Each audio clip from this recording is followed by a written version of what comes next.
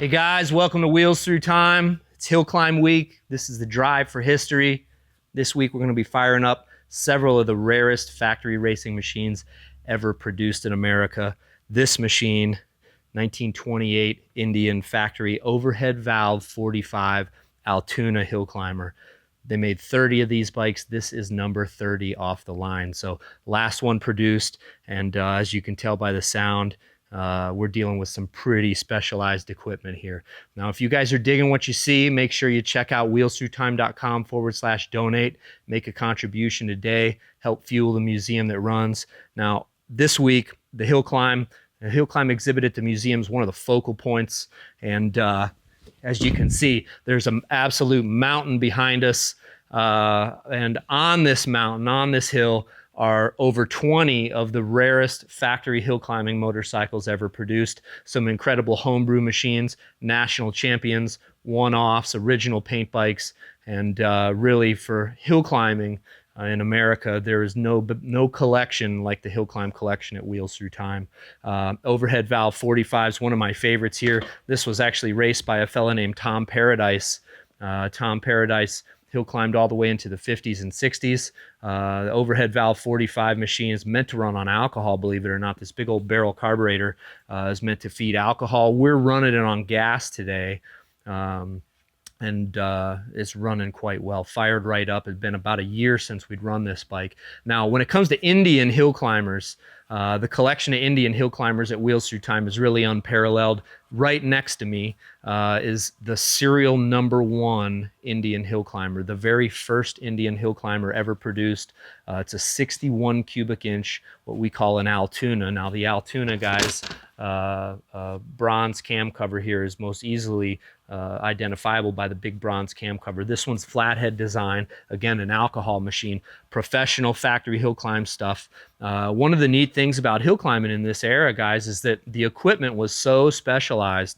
You're talking major resources go into just building only a handful of machines. It's uncertain exactly how many 61s or A61s were produced.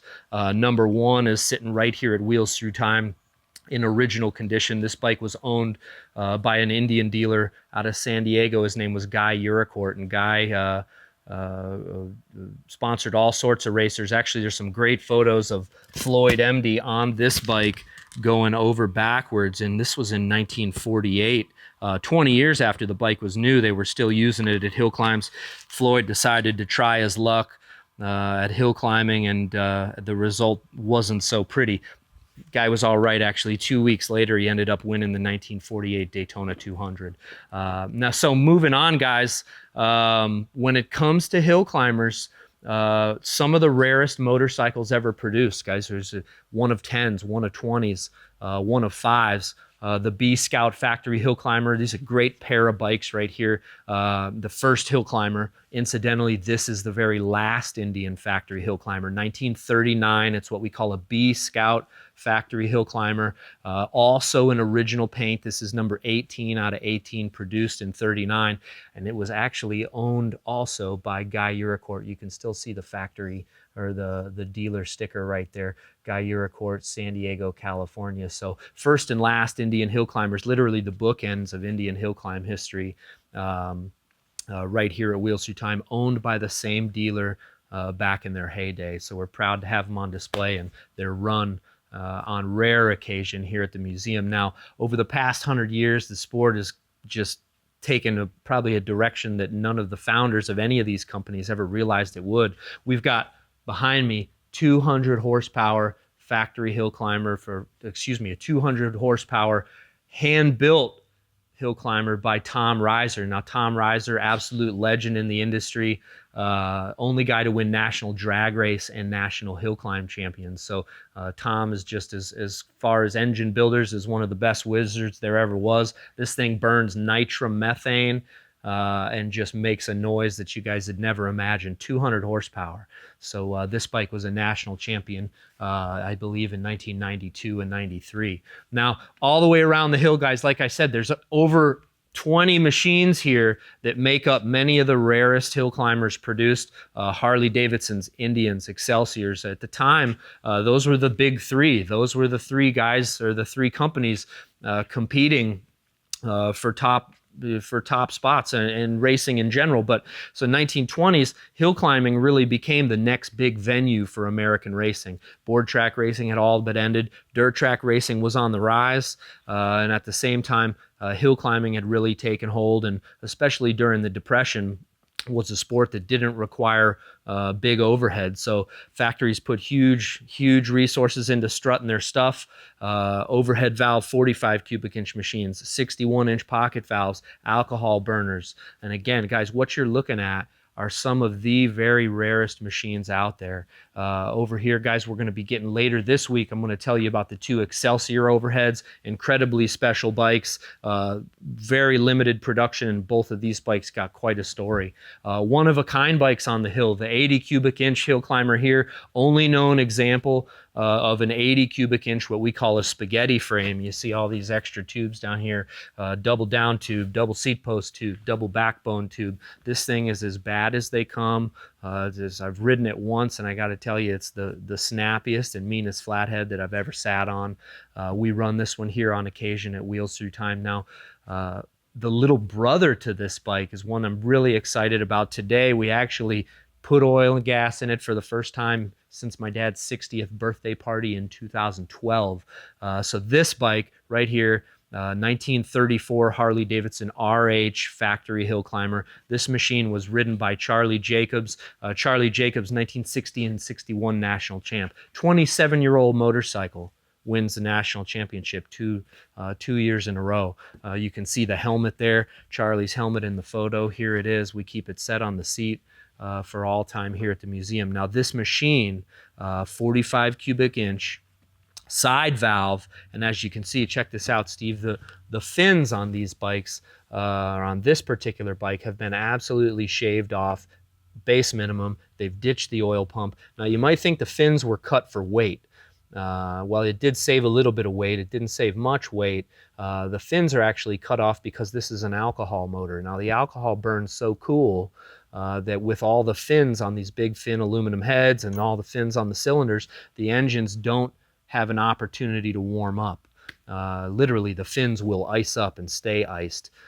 So what they did on the alcohol motors is they cut the fins off. These are big compression, especially for a flathead. And again, Charlie pulled the oil pump off of this thing. You know, when you're running a hill climb, it's 20 seconds up the hill, 15, 20 seconds up the hill. There's no need for a circulating oil pump. That's drag on an engine. It robs power. So they would literally pull the oil pump off, prime the lower end with what oil they were going to use on their 20-second run, and then go from there. So this bike here, special frame. It's got all small diameter tubing, double down tube, single seat post, double backbone, little skinny in the tank frame.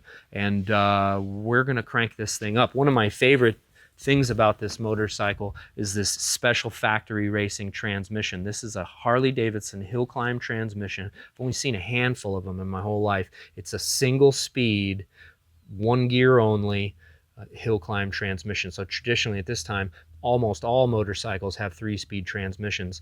This one here, they've basically ditched the entire box, and it's a kicker and a main shaft, and then you've got your sliding gear to lock it in, or your slider to lock it in gear. So the race tuner, actually, there's no shifter on the tank or on the foot here. So the race tuner, once Charlie would get his bike fire up, he'd just pull up the detent here, slide it into gear, drop it down, say, all right, Charlie, you're locked in gear.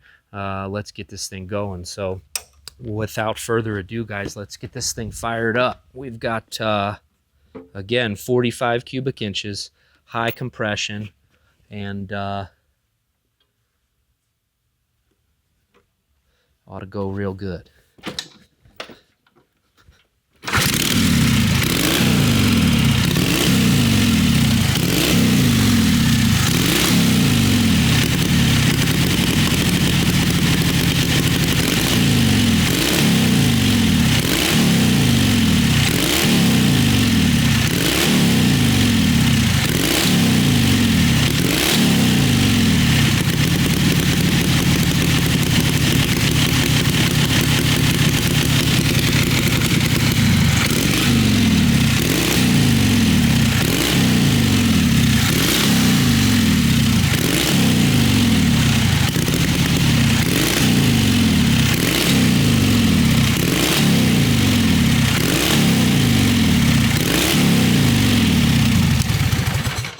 Holy cow, that thing makes the best noise. Dale got this bike about 30 years ago at an antique motorcycle club meet in Wauseon, Ohio, and ran the bike briefly, and it's been here at Wheels Through Time on display ever since. It's one of the center points of our factory hill climbing exhibit here at the museum. Now, guys, we're going to be firing up all sorts of more rare motorcycles this week. Factory hill climbers are the special. We're going to be cranking the Harley Davidson DAH. We're going to fire up the 2-cam overhead valve hill climber from Harley, one of the rarest pre-production kind of prototype machines ever produced. And then a Harley Davidson 3-bar factory hill climber that was raced by Harry Molinar, guys. So when it comes to hill climbers, there's no collection of machines like the Hill Climb Hill at Wheels Through Time. Make sure you tune in later on this week. We're going to be firing them up. Guys, log on to wheelsthroughtime.com/donate. Make sure you make a contribution today. And remember, each donation helps fuel the museum that runs. We'll see you.